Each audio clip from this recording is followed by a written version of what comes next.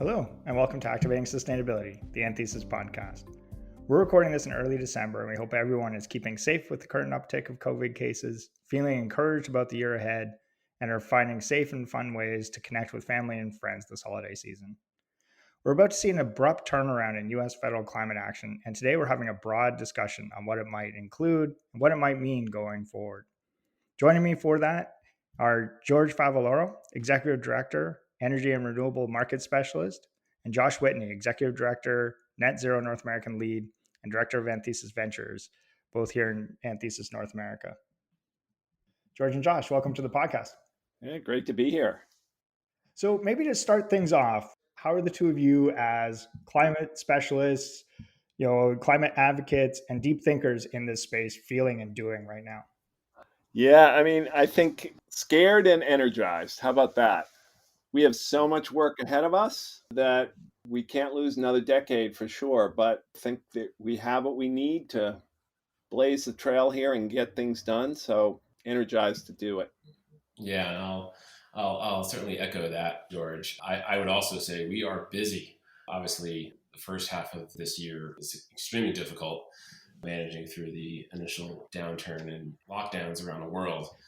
But have to say, coming through the summer, infection rates notwithstanding, the appetite, enthusiasm, and will of corporates, many of our clients, to take action on climate has been pretty phenomenal. And certainly we are very busy helping many companies, as well as new ones who are our network, start to take pretty decisive action on climate, carbon, and many other sustainability topics. Yeah, no, really exciting to see that continual development and that pace of change. And so maybe thinking about kind of Biden coming in, all of the enthusiasm that's coming with that encouragement, et cetera. What are some of the elements that are standing out for you in that package portfolio of plans? And maybe, Josh, do you want to kick us off with that? Sure. Yeah, happy to. Well, there is certainly a lot of interest and enthusiasm, certainly from the environmental and broader sustainability community with the President-elect Biden coming in and the focus that he has made for a number of issues, being in sort of the top four things that are always on the punch list whenever he is out speaking, climate change being very much up there. So in that realm, there has been a group that has been organizing since about April of this year called Clean Energy for Biden, which is a number of elected officials, former elected officials, policymakers, clean economy leaders, and experts from around the industry who have been putting together a number of different policy proposals that really are going to form the basis for what the Biden-Harris administration hopefully are going to be focusing on. And we'll get into some of what those particular topic areas look like. But it's incredibly inspiring, particularly with just some of the language and really just the words that are being used to articulate what this administration is going to be focused on. I'll just read off just the simple title of this, I think, is really inspiring. And these recommendations are kind of grounded in this concept that the campaign has had of building back better, with this report being policy recommendations for an equitable, clean energy powered recovery and achieving 100% carbon neutral economy by 2050. That in of itself tells you a lot about the focus that this administration and hopefully the next 4 years and beyond will have to transition the broader economy for a much brighter future. Definitely. And George, things that's standing out for you from the plan? So I think certainly there are a number of areas of the plan that are exciting if, for example, you're in certain industries that are likely to directly benefit. So just one example, there's a big focus on building, resilient infrastructure, and that can be roads, bridges, water systems, building out the electricity grid, and so on. So certainly the whole corporate sector that provides goods and services to the infrastructure build out, that could be a huge boost. And so that's quite exciting. There are other sectors too, like, for example, the auto industry is going to get most likely a big push to help transition to EVs. And so again, if you're in any kind of business that benefit from an acceleration of that transition, there's probably a lot of potential growth ahead. So that's very exciting. And then I think certainly if you're as a company that has objectives to reduce carbon, to make your infrastructure more resilient, there's going to be a lot more activity that you can leverage. And, whether that's suppliers that are bringing solutions to market, or whether it's potential tax investments or other incentives, all of those you can expect that there'll be a lot more of that available to you as we move forward. Yeah, I mean, incredible to think about kind of the organizing nature of this policy, whether it comes to full fruition or not, and kind of curious how that's impacting your view of things. As we've talked about in the past, and Josh, as you mentioned, feels like the market has been just moving full steam ahead. And curious what the broad implications of a clear Biden commitment, bringing in some of the language that you were talking about, Josh, George, your point about making some clear commitments around investments, et cetera, how you see that manifesting in the market for cleaner technologies or kind of adoption of broader practices. I'll answer that by sort of almost taking a step back 4 years to 2016. At the end of the Obama era and beginning of Trump, there was a big gasp of air, I think, from a lot of folks in our community and certainly corporates who had been making major commitments and investments, on issues of climate by nature, that, all of a sudden there would be a real loss of momentum that had been building for the last 8 to 12 plus years. And I think one of the interesting things that has come out of the last 4, which is interesting in the context of the next 4 as it relates to sort of policy, is that much of corporate America has been driven and has been taking action irrespective of policy coming from Washington. That was not the case during the Obama era. I think if you look back, it's probably pretty easy to say that we collectively, we needed a policy approach to drive some of the corporate business community action around climate, in particular, to sort of give that nudge to head in the right direction. But the momentum that had been built there really started to yield, economic and financial, as well as other forms of capital benefits that corporates began to see, to the point that in lieu of, or where policy was getting stripped out from an incentive perspective, companies and corporates were still in. The number of corporates that committed to additional climate-related commitments, as well as more at the state level, doubled down during the Trump era. And so I think what we've seen is the market moves where the market is rewarded. And in this case, sustainability at large, specifically climate and carbon here, is showing that being more efficient, transitioning towards renewables and lowering carbon emissions is just good for business, whether it's policy driven or not. And so that kind of gets us to where we are today, where now what looks like we are poised to sort of triple down, you could say, on having the incentives from a administration that's going to really drive more investment, more growth, more jobs towards this clean economy, and should be really effective at transitioning. Yeah, and I couldn't agree more. There's been a real leadership race where companies have made stronger and more visionary commitments and have certainly looked around and seen their peers really stepping up and have felt some pressure themselves to step up for good reason, but wanting to do their part. And that's been incredibly encouraging. And all of that momentum, I think, gives a great running start for corporate action going forward that's only going to be accelerated with good policy behind it. I think one of the interesting things right along those lines is the capital markets have really woken up to the importance of companies thinking through what their climate risks and opportunities are.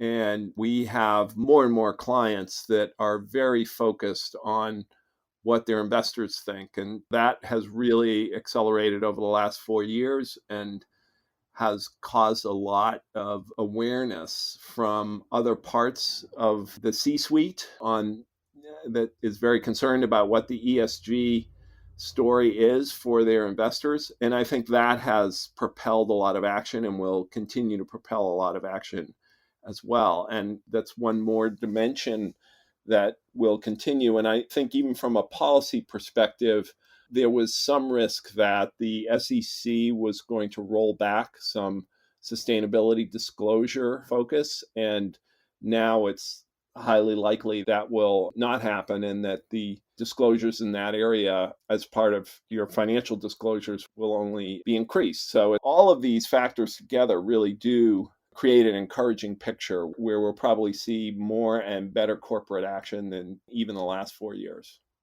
Yeah, that's always the direction we're hoping things will go. And maybe taking it to the next level. I mean, reading through the Biden climate plan, it really feels a little bit of everything everywhere all the time. Josh, to your point, bringing in the four priorities.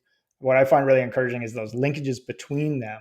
But I'm curious, when you look at specific industries or tactics, things that are standing out for you. And I don't know whether, Josh, you want to start with some of the things that are coming out of the clean energy for Biden effort that you've been a part of, or other things that you're seeing within that you think will be really critical to the success going forward?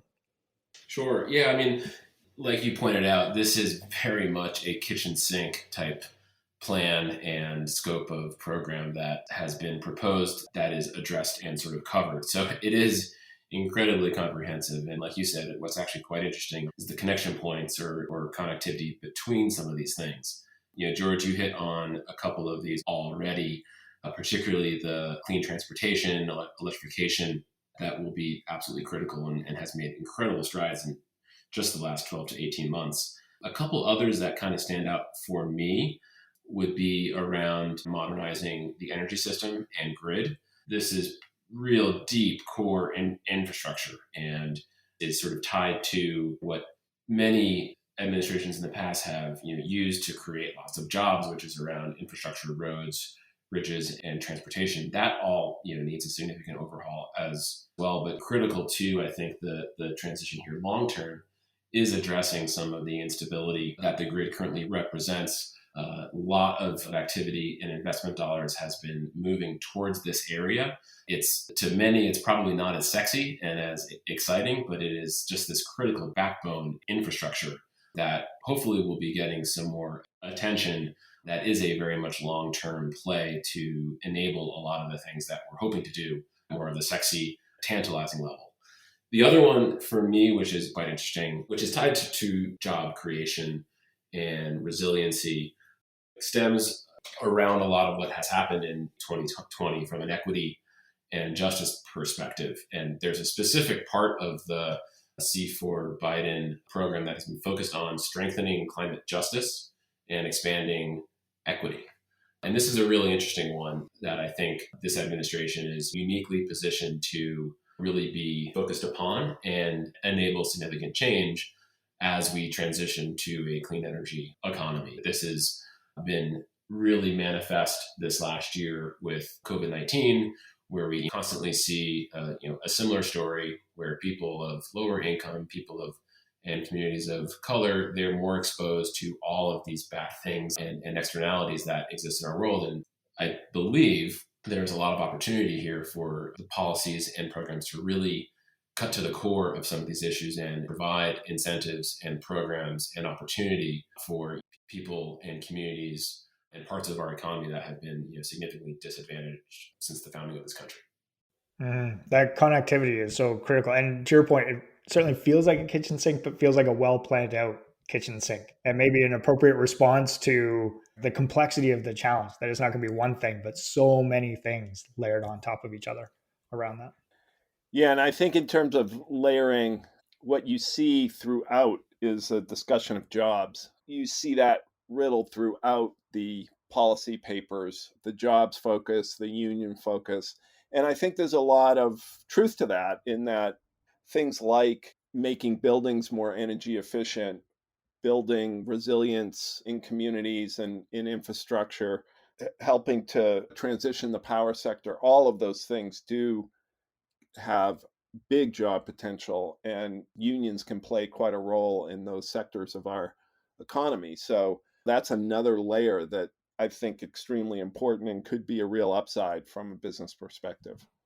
So maybe taking us in a slightly different direction and not going too deep into this, but curious what the two of you are seeing in terms of some of the key obstacles and challenges in being able to realize this broad and exciting vision going forward. And maybe, George, do you want to take that on first? Sure. Yeah, I mean, Clearly, the biggest potential obstacle is if the administration has to go forward with a Congress that doesn't agree with him. And the Senate could go either way, but certainly if the Senate is won by the Democrats or tied, I guess, at this point, a lot of this will go faster and it'll clear a path to using a lot more legislative tools, which could really accelerate the whole plan. Short of that, there's still a lot that can be done. For example, the government is one of the biggest energy consumers in the country. And through executive action, the administration can direct the procurement of renewable energy. And that act alone could have a really big impact on the transition of our energy grid. Yeah. Yeah. No, as an energy nerd, I'm fascinated to see how we can actually realize this going forward and that kind of pace that is in the plan. And that will require those significant purchases, technological developments, et cetera, as well. So maybe, Josh, any additional key obstacles or challenges that you're keeping an eye on? Yeah, I mean, I'll add, I think all eyes are on Georgia and January 5th, to George's point. That will really dictate the pace and the tools that are used to drive some of this action here. And I think it is going to be a difference of whether we are sort of cleaning up and addressing some of the gaps that have been exposed versus whether we're really accelerating activity right off the gate to set a flight path for really transformational change on some of these particular topics. That I think will be quite influential to where the administration is able to take some of the topics and issues and how deep and broad they're able to really go. Well, maybe pivoting to what does it mean? And what does it mean as a corporate, as somebody sitting in a sustainability group, somebody sitting in C-suite, CEO looking at this? What is your recommendations? What are the implications for them? Maybe, George, you want to take a first shot at that? I think that most C suites are well underway. The ambition that we've seen that continues to be demonstrated by the majority now of leading corporations really around the globe is really impressive. And I think that the energy in this area, to use a pun, but the focus on this issue set is only going to increase. And there's going to be a lot more momentum that can both be leveraged and utilized for great corporate action. There's going to be a better policy framework around building resilience into your supply chain, for example. There's going to be investment in new technologies. There's going to be incentives to make your infrastructure more resilient. And I think all of that helps to propel sustainability programs forward. So I'd say it's definitely a brighter picture, and there's going to be a lot of good momentum building over the next 4 years. Yeah, for me, I think it boils down to confidence and certainty, which I think is a summation of, I think, a lot of, George, what you just kind of went through there. We've seen an amazing number. We're over 1,000 companies around the world who have set science-based targets. There's about 350 or so that have set them to a 1.5 degree C trajectory. A smaller subset now are angling for net zero well before 2050, in most cases on a 2030 and 2040 timeline. And amazingly, these companies are setting these targets full well knowing that they do not know how they are going to get there, but they are committed to the cause. They are committed to the transformation, knowing that there is more than just an economic benefit behind it. There is an ethical, moral, and other forms of capital benefits to society for making this transition. If anything, what the future now I think holds is the tools and the keys to the solutions that will be required for us all, and selfishly these companies, to be achieving these types of targets. So to build on what George was saying, this is going to unlock a lot of the market-based, technology-based solutions that are quite nascent still today, or are at this beginning to become tipping point where they will become available, they will become commercially viable, economically viable for use, adoption, and then scale. So I think that's very promising. Nothing that the market likes more than certainty and stability to some extent. And certainly, that's what the Biden campaign was really all about. And so I think from a corporate perspective, knowing that there will be a partner outside of the business sector who will be focused on bringing solutions to market to solve some of these challenges should give a lot of other companies the confidence to continue to set ambitious targets and continue to make investments, because it will not just be them going at it alone. And I think that's really exciting and certainly what we all need to make a lot of the change that is required over this next decade. That was really well said, Josh. And one other point that we haven't touched on yet is the potential for international collaboration on this agenda. There's a lot of contention around the globe with trading partners and the like in certain areas, but the one area where all of the global leaders have agreement is on addressing climate change. And that really bodes well, because this is sort of an area where the US considers itself somewhat in the driver's seat. Certainly, this administration wants to be the global leader on climate change, and there are willing partners around the world, whether that's China, the UK, Europe, all have this close to the top of their agenda. And so it means that that certainty that Josh just described is going to be even reflected in the business environment, the global business environment, and the global policy environment. Yeah, great point. Thanks for bringing that in, George, because it is so critical. Everything you guys are saying about that community not feeling alone, seeing that encouragement both at the national level within a sector and then globally, as you're saying, George, is all very encouraging. So there's so many paths in here. I would love to just unpack for hours over many beverages, but would love to hear any kind of last thoughts you have as you look ahead to kind of the new administration coming in, the change in policies and what is mapped in front of us here. Maybe Josh, do you want to kick that off?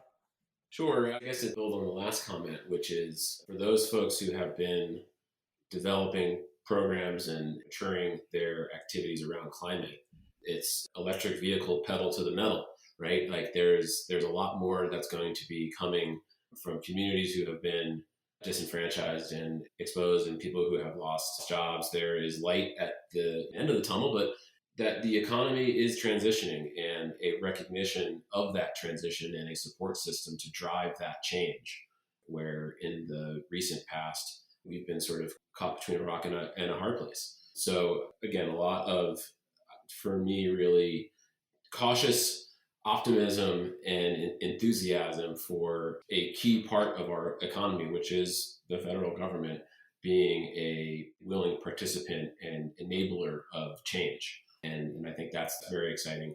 George's point on the global view, I think, is really critical, because our world is so interconnected.